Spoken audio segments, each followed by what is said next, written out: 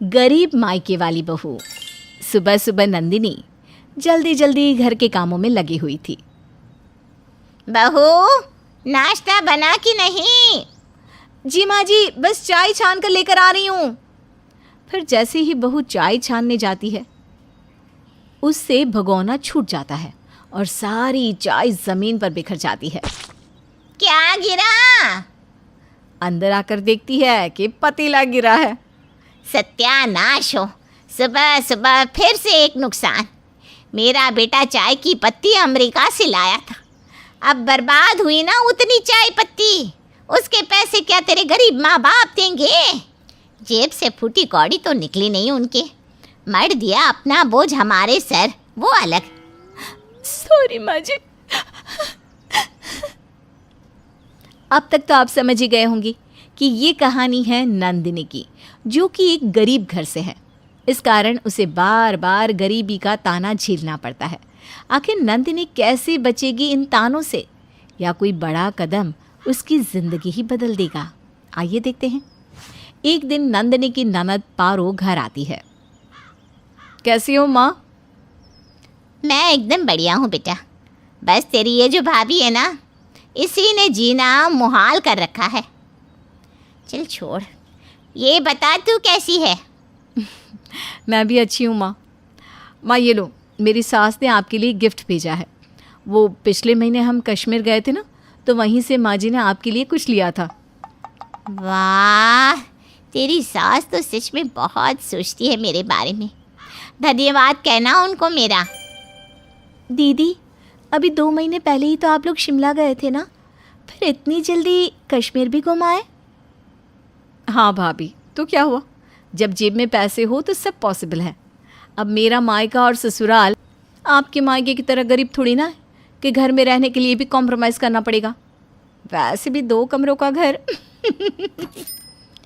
कब से खड़ी खड़ी बात कर रही है?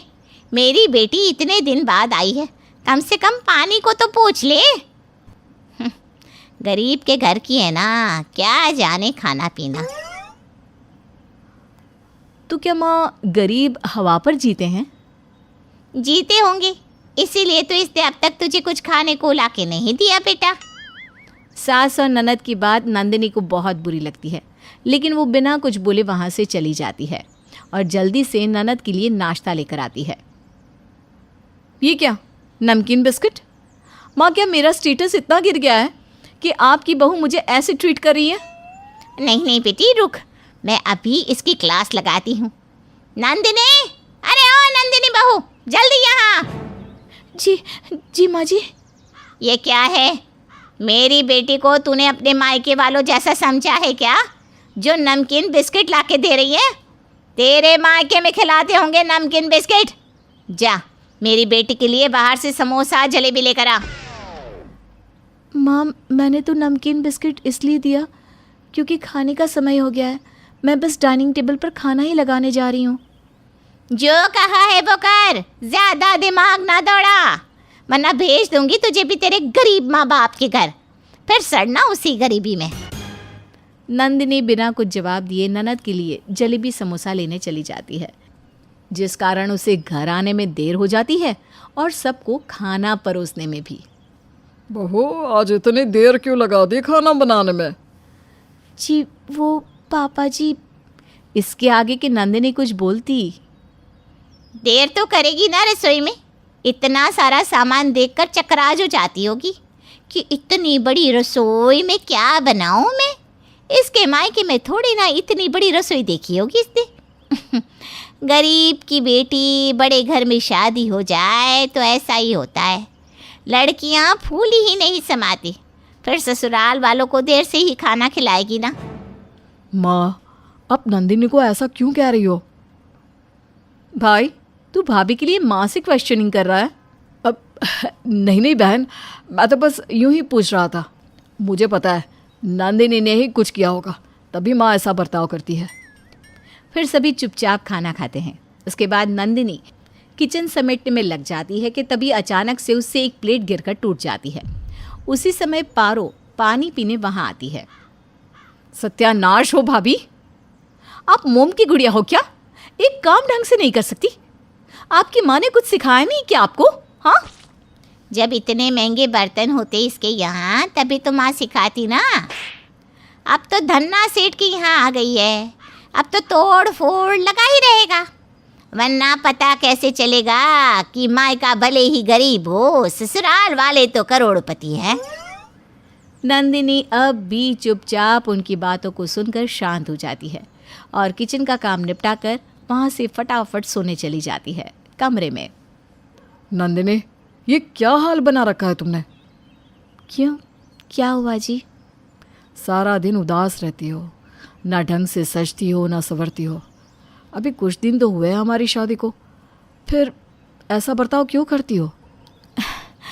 नहीं, कुछ नहीं, घर के कामों में बस समय नहीं मिल पाता। तुम नौकरानी नहीं हो, बहुरानी हो इस घर की। समय नहीं मिलता तो समय निकालो मेरी जान। जी। वहीं अगले दिन जब पारो अपने ससुराल जाने लगती है।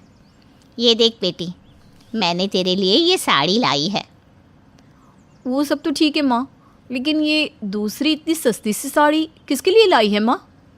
वो तेरी गरीब भाभी है ना, उसी के लिए। उसे कहाँ महंगे ब्रांडेड कपड़े की आदत है, इसलिए उसके लिए ये लोकल सड़क छाप साड़ी ही ठीक रहेगी बेटा। सही कहा आपने माँ। अच्छा, अब मैं चलती हूँ। फिर पारो अपने ससुराल चली जाती है, लेकिन नंदिनी अब हर बात पर मायके के ताने सुनकर परेशान हो चुकी थी। फिर एक दिन जब सभी बाहर जा रहे होते हैं कि अरे ओ महारानी, तुम कहाँ चली? क्यों, आप लोगों के साथ?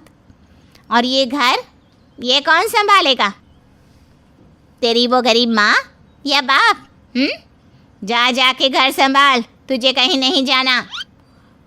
लेकिन माँ। कुछ नहीं, चल चुपचाप, घर में भी किसी का रहना ज़रूरी है। बेचारा बेटा माँ के सामने कुछ नहीं कह पाता। वहीं शाम को, नंदिनी, एक बात बताओ, माँ तुम्हारे साथ ऐसा बर्ताव क्यों करती है? क्योंकि मेरा मायका गरीब है। हर बात पर माँ गरीबी का ताना देती है। इतना तक कि पारो दीदी आई थी तो वो भी मेरे माँ पापा के हालात को लेकर बुरा भला कहती थी। लेकिन ये ठीक नहीं है, मैं माँ से बात करता हूँ। नहीं जी, फालतू में घर में कलेश होगा और मैं नहीं चाहती कि मेरे कारण घर में कोई भी प्रॉब्लम हो। ठीक है। वहीं शाम को नंदिनी के माता पिता उससे मिलने आते हैं। अरे, आप लोग यहाँ कैसे? मैं तो बस अपनी बच्ची से मिलने आई थी। आपको पता नहीं, बेटी के ससुराल खाली हाथ नहीं जाते। अरे कुछ नहीं तो एक मिठाई का डिब्बा ही लेते आते। बैठिए, मैं नंदिनी को बुला कर लाती हूँ। अरे सोफे पर कहाँ जा रहे हैं? यहाँ ज़मीन पर बैठिए। यहाँ? हाँ, यहाँ। फिर वो नंदिनी को बुलाती है। वहीं नंदिनी अपने माता पिता को ज़मीन पर बैठा देखकर काफ़ी हैरान होती है। माँ पापा, आप यहाँ क्यों बैठे हो? उठो, अब मेरे कमरे में चलो। कहीं नहीं जाएंगे, ये यहीं मिल ले और यहीं से विदा कर। आप लोग यहाँ क्यों बैठे थे? वो सब छोड़ बेटी, मैं तो तुझसे मिलने आई थी। बहुत दिन हो गए ना तुझे देखे, तो बस मन किया कि मिल लो। हाँ बेटा, अब दिल को सुकून मिला तुझसे मिलकर, अब हम चलते हैं। माता पिता तो वहाँ से चले जाते हैं, लेकिन अब नंदिनी का गुस्सा फूट पड़ता है और वो ये निश्चय कर लेती है कि सास को सबक सिखा कर रहेगी। अब नंदिनी कोई काम ढंग से नहीं करती और सास जो काम करने जाए उसे भी बिगाड़ देती और फिर सास का डायलॉग सास को ही चिपका देती। एक दिन सास के हाथ से उसका मोबाइल गिर जाता है। ओहो, ये तो गिरकर खराब हो गया। बहू, ये मोबाइल अंश को दे के बनवाने को कह देना।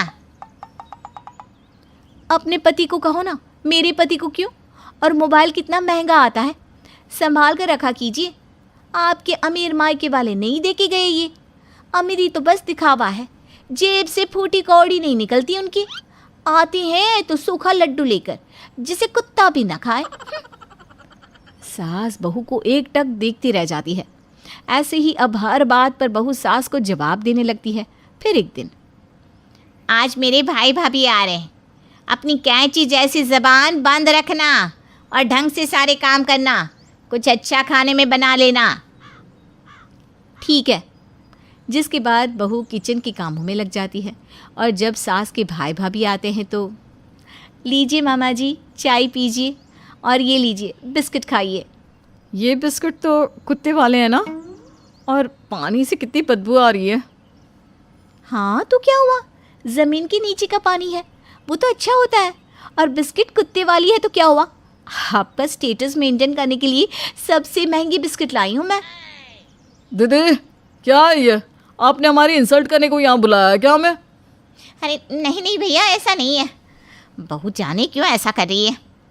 शांति से ढंग से काम कर, वरना तुझे भी तेरे फटीचर माँ बाप के पास भेज दूंगी। सॉरी माँ जी। मामा मामी चलिए हाथ मुंह धो लीजिए, खाना तैयार है। डाइनिंग टेबल हर प्रकार के खाने से भरा होता है। ये देखकर सभी बहुत खुश होते हैं। चलो बहू ने नाक कटाने से तो बचा लिया। लेकिन मामी एक निवाला खाते ही, थू, ये क्या, खाने से कितनी स्मेल आ रही है। हाँ बहू, तुमने आज ही इतना खाना बनाया और इतनी जल्दी खराब हो गया।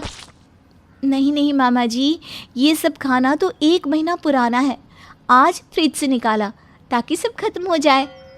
ये देखकर मामा मामी को बहुत गुस्सा आता है। दीदी आज के बाद अगर हमारी इंसल्ट करानी हो ना तो कभी घर मत बुलाना। हाँ, और अगर मेहमान की खातिरदारी करनी नहीं आती तो हमारे घर आ जाओ दीदी, हम सिखा देंगे। वैसे भी हम तुम्हारे ससुराल वालों की तरह गरीब नहीं है। आज पहली बार सास को गरीबी का ताना मिला था। ये सुनकर सास गुस्से से बौखला जाती है और बहू पर भड़क जाती है। तूने ऐसा जानबूझकर किया ना, मैं सब जानती हूँ। हाँ, जानबूझकर ही किया ताकि आपको सबक मिले। आपके मायके वालों के साथ गलत हुआ तो आपको गुस्सा आया, आपको गरीबी का ताना मिला तो इतना बुरा लगा। और मेरे बारे में सोचो, जब से आई हूँ एक दिन भी ऐसा नहीं कि आपने मेरे मायके वालों को बुरा भला नहीं कहा हो, लेकिन मैंने तो सब सह लिया।